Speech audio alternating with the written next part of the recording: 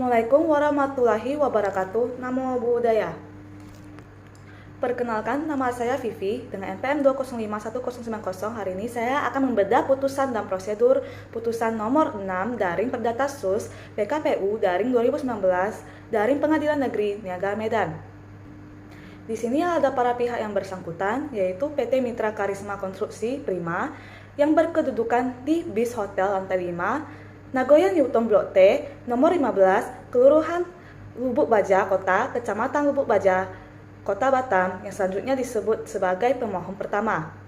Kemudian ada PT Triyotama Wahana Karya yang berkedudukan di kawasan Kamo Industrial Park Blok G, nomor 17, Batam Center, Kota Batam, yang selanjutnya disebut sebagai pemohon kedua.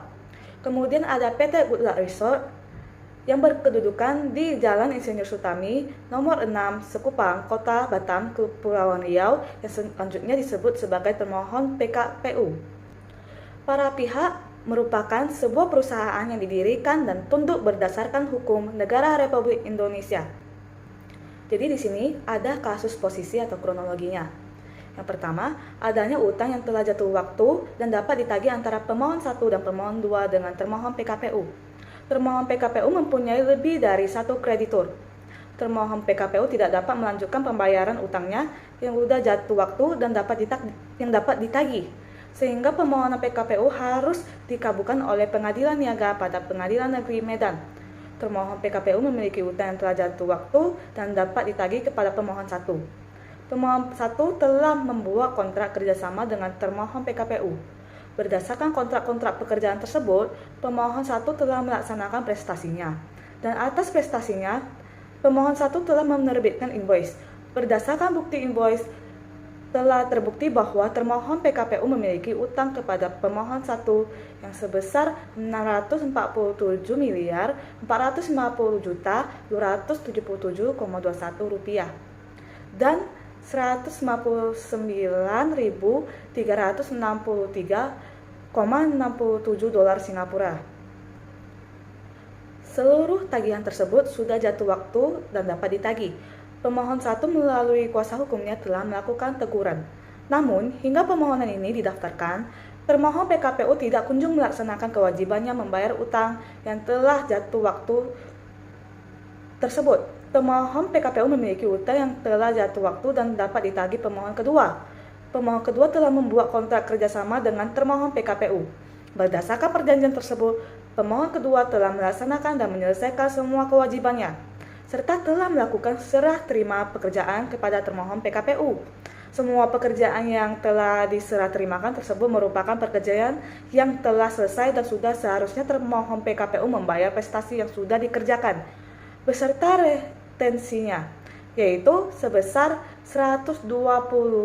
128.750.7,93 dolar Singapura.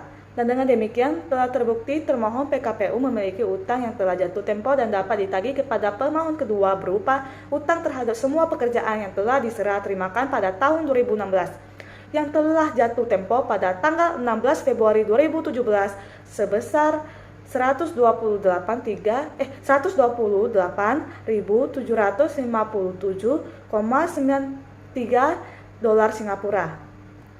Di sini seluruh tagihan tersebut sudah jatuh waktu dan dapat ditagih. Pemohon kedua melalui kuasa hukumnya telah melakukan teguran. Namun, hingga permohonan ini didaftarkan, termohon PKPU tidak kunjung melaksanakan kewajibannya membayar utang yang telah jatuh waktu, dan termohon PKPU juga memiliki utang kepada kreditur lainnya, yaitu PT Momenta Prima Cemerlang. Sehingga pemohon 1 dan pemohon kedua memperkirakan termohon PKPU tidak dapat melakukan pembayaran utang yang sudah jatuh waktu. Secara nyata, termohon PKPU memiliki kewajiban berupa utang yang telah jatuh waktu dan belum dibayarkan kepada pemohon 1 dan kedua, tetapi termohon PKPU telah tidak melaksanakan kewajibannya sebagaimana mestinya. Walaupun telah dilayangkan tagihan dan teguran oleh pemohon 1 dan pemohon kedua, termohon PKPU selaku debitur tidak dapat melanjutkan pembayaran utang-utangnya yang telah jatuh waktu, sehingga pemohon PKPU diajukan agar memperoleh jaminan kepastian hukum. Permohonan PKPU diajukan adalah untuk memberikan kesempatan kepada termohon PKPU agar dapat mengajukan perdamaian yang meliputi tawaran pembayaran sebagian atau seluruh utangnya baik kepada para pemohon PKPU maupun kepada kreditur-kreditur lainnya. Prosedur PKPU perkara ini yaitu majelis hakim telah mencermati laporan hakim pengawas dan laporan tim pengurus dalam perkara PKPU PT Good Luck Resort yang sebagai termohon PKPU berdasarkan putusan pengadilan niaga pada Pengadilan Negeri Medan nomor 6 daring Perdata Ses PKPU daring 2019 daring Pengadilan Negeri Niaga Medan telah ditetapkan PKPU terhadap PT Good Luck Resort sementara selama 45 hari dan majelis hakim telah menetapkan sidang berikutnya untuk mendengar laporan hakim pengawas tentang perkembangan yang dicapai selama proses PKPU. PKPU yang diajukan oleh termohon PKPU, Pengadilan Niaga pada Pengadilan Negeri Medan telah menjatuhkan putusan mengabulkan pemberian perpanjangan PKPU tetap berikut beberapa kali perpanjangan sebanyak 2 kali. Permohonan perpanjangan PKPU tetap yang diajukan oleh termohon PKPU telah diberikan perpanjangan PKPU tetap selama 30 hari dan majelis hakim telah menetapkan sidang berikutnya untuk mendengar laporan hakim pengawas tentang perkembangan yang dicapai selama proses PKPU. Debitur PKPU, yaitu PT Good Luck Resort, telah mengajukan proposal rencana perdamaian pada saat rapat kreditur tanggal 24 Mei 2019. Atas proposal rencana perdamaian tersebut, terdapat kreditur yang keberatan yaitu PT Mitra Karisma Konstruksi Prima, PT Triyotama Wahana Karya, PT Momenta Prima Cemerlang, dan PT Itsumi Venture keberatan atas proposal rencana perdamaian yang ditawarkan oleh debitur PKPU yaitu PT Good Luck Resort. Rapat proposal rencana perdamaian lanjutan dan rapat voting suara atas proposal rencana perdamaian telah diselenggarakan pada hari Kamis, tanggal 13 Juni 2019. Dalam rapat tersebut, debitur PKPU telah menerangkan dan menjelaskan terkait dengan proposal rencana perdamaian debitur PKPU, yaitu PT Good Luck Resort, dan tidak akan melakukan perubahan atau perbaikan.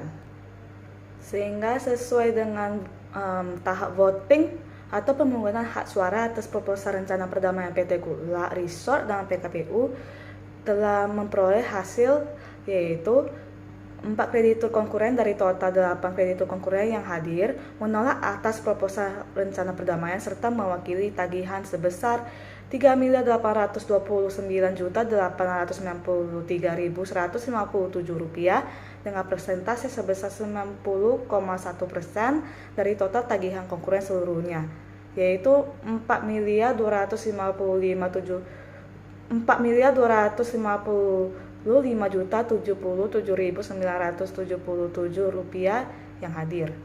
Kemudian ada 4 kreditur konkuren dari total 8 kreditur konkuren yang hadir menyetujui atas proposal rencana perdamaian serta mewakili tagihan sebesar Rp425.184.820 dengan persentase sebesar 9,9% dari total tagihan konkuren seluruhnya. Debitur atau termohon PKPU dinyatakan pailit, maka segala sesuatu akan didasarkan pada ketentuan tentang kepailitan untuk hal mana perlu ditunjuk hakim pengawas dari Pengadilan Niaga pada Pengadilan Negeri Medan dan kurator yang namanya ditentukan dalam amar putusan ini. Debitur atau termohon PKPU telah dinyatakan pailit, maka untuk pemberesan harta pailit wajib ditunjuk kurator. Hal mana untuk efisiensi dan efektivitas, majelis hakim akan menunjuk kurator yang juga pengurus dalam proses PKPU. Untuk menjadi kurator dalam kepailitan PT Good Luck Resort yaitu Boma Satrio Anindito SH, kurator dan pengurus terdaftar di Departemen Hukum dan Hak Asasi Manusia Republik Indonesia berdasarkan surat bukti pendaftaran kurator dan pengurusan nomor AHU AH 0403 17 tertanggal 23 Februari 2016. Kemudian ada Dudi Pramedi SH, kurator dan pengurus terdaftar di Departemen Hukum dan Hak Asasi Manusia Republik Indonesia berdasarkan surat bukti pendaftaran kurator dan pengurus yang tertanggal 22 April 2015 yang berkedudukan di Dudi Pramedi dan partner dan beralamat di Jalan Emba Jaksa nomor 14 Cibatung, Bandung 40614. Analisis putusan dapat dilihat dari alur perkara PKPU yang diawali dengan adanya surat permohonan penundaan kewajiban pembayaran utang kepada PT Good Luck Resort pada tanggal 21 Januari 2019. Permohonan tersebut dilakukan dengan sesuai dengan ketentuan pasal 222 ayat 1 Undang-Undang Nomor 37 Tahun 2004 tentang Kepailitan dan PKPU, di mana dinyatakan dengan tegas bahwa penundaan kewajiban pembayaran utang diajukan oleh debitur yang mempunyai lebih dari satu kreditur atau oleh kreditur. Sehingga dapat dilihat bahwa PT Gula Resort memiliki posisi debitur mempunyai lebih dari satu kreditor, yaitu ada PT Itsumi Venture, PT Terutama Wahana Karya, PT Momenta Prima Cemerlang, dan lainnya. Berdasarkan penjelasan pasal 222 ayat 2, yang dimaksud dengan kreditur adalah setiap kreditur baik, kreditur konkuren maupun kreditur yang didahulukan terjadinya kekosongan hukum berkaitan dengan apabila kreditur yang mengajukan pailit terjadi once prestasi dan dugaan terjadinya penipuan-penipuan dalam mengajukan kepailitan, sehingga debitur yang dimohonkan pailit tidak mengajukan upaya PKPU yang diamanatkan oleh UUK dan PKPU. Lembaga PKPU ini tidak bermakna bagi debitur yang dinyatakan pailit karena adanya sengketa perdata. Pada tanggal 11 Februari 2019, dengan ada putusan ini telah diberikan PKPU sementara 45 hari berdasarkan permohonan perpanjangan PKPU yang diajukan oleh termohon PKPU. Pengadilan Niaga pada Pengadilan Negeri Medan telah menjatuhkan putusan mengabulkan PKPU tetap sebanyak 2 kali perpanjangan. Kemudian Pengadilan Niaga pada Pengadilan Negeri Medan tanggal 27 Mei 2019 telah memberikan perpanjangan PKPU tetap 30 hari. Debitur PKPU telah mengajukan proposal rencana perdamaian pada saat rapat kreditur tanggal 24 Mei 2019. Dan kemudian proposal rencana perdamaian telah diselenggarakan pada hari Kamis tanggal 13 Juni 2019. Sehingga menurut pasal 281 ayat 1 Undang Nomor 37 Tahun 2004 tentang Kepailitan dan PKPU telah dinyatakan dengan tegas bahwa rencana perdamaian dapat diterima berdasarkan persetujuan lebih dari 1/2 jumlah kreditur konkuren yang haknya diakui atau sementara diakui yang hadir pada rapat kreditur sebagaimana yang dimaksud dalam pasal 268, termasuk kreditur sebagaimana dimaksud dalam pasal 280 yang bersama-sama mewakili paling sedikit 2/3 bagian dari seluruh tagihan yang diakui atau sementara diakui dari kreditur konkuren atau kuasanya yang hadir dalam rapat tersebut, dan persetujuan lebih dari 1/2 jumlah kreditor yang piutangnya dijamin dengan gadai jaminan fidusia, hak tanggungan, hipotek atau hak anggunan atas kebendaan lainnya yang hadir dan mewakili paling sedikit 2/3 bagian dari seluruh tagihan yang diakui atau sementara diakui dari kreditur konkuren atau kuasanya yang hadir dalam rapat tersebut. Kemudian setelah debitur dinyatakan pailit oleh pengadilan, maka ditetapkan kurator oleh Pengadilan Niaga untuk mengurus harta pailit di bawah pengawasan dari hakim pengawas. Mengenai kurator, hal tersebut terdapat dalam ketentuan pasal 1 angka 5 Undang-Undang Nomor 37 Tahun 2004 tentang Kepailitan dan Penundaan Kewajiban Pembayaran Utang ditegaskan sebagai berikut. Kurator adalah balai harta peninggalan atau orang perseorangan yang diangkat oleh pengadilan untuk mengurus dan membereskan harta debitur pailit di bawah pengawasan dari hakim pengawas sesuai dengan undang-undang. Apakah perkara PKPU tersebut telah mencapai perdamaian atau tidak? Jawabannya adalah tidak. Karena dilihat lagi dari kasus tersebut telah diadakan voting pada tanggal 13 Juni 2019 berdasarkan ketentuan pasal 281 ayat 1 Undang-Undang Nomor 37 Tahun 2004. Hasil pemungutan suara terhadap proposal rencana perdamaian PT Gula Resort, yakni ada kreditur yang menolak proposal rencana perdamaian, yakni sejumlah 4 kreditur dari 8 kreditur yang hadir dan jumlah piutang yang diakui sejumlah Rp3.829.893.157 dan sedangkan kreditur konkuren yang menyetujui sebesar 9,99% adalah 4 dari 8 kreditor yang hadir dengan jumlah piutang yang diakui sejumlah Rp425.184.820, yang mana tidak lebih dari 1/2 jumlah kreditor yang hadir dan belum mewakili paling sedikit 2/3 bagian dari seluruh tagihan yang diakui atau sementara diakui dari kreditor konkuren. Maka, proposal rencana perdamaian tidak dapat diterima atau ditolak karena tidak memenuhi syarat sebagaimana diatur dalam pasal 281 ayat 1 Undang-Undang Nomor 37 Tahun 2004 tentang Kepailitan dan PKPU. Kesimpulannya berupa pengaturan mengenai rencana perdamaian dalam proses PKPU menurut UUK PKPU diatur dalam pasal 265 hingga 294.